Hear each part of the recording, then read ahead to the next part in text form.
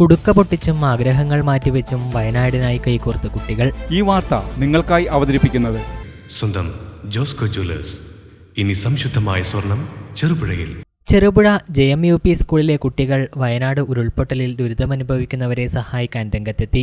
കുട്ടികൾ സ്വരൂപിച്ചു വെച്ചിരുന്ന കുടുക്കകൾ പൊട്ടിച്ച് അതിലെ തുക സ്കൂളിലെത്തിക്കുകയായിരുന്നു.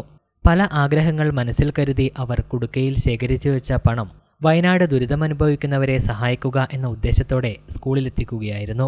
ഈ കുടുക്കകളും ഉണ്ടായിരുന്ന തുകയും ചെറുപുഴ ഗ്രാമപഞ്ചായത്ത് പ്രസിഡന്റ് KF അലക്സാണ്ടർ, പ്രധാനാധ്യാപകൻ PN ഉണ്ണികൃഷ്ണൻ മാസ്റ്ററിൽ നിന്നും ഏറ്റുവാങ്ങി. PTA president TV Ramesh Babu അധ്യക്ഷത വഹിച്ചു. Mother PTA president P Rahila, staff secretary VV Ajayakumar, E Jayachandran, TP Prabhakaran, K Suneesh, P Radhakrishnan എന്നിവർ പരിപാടികൾക്ക് നേതൃത്വം നൽകി.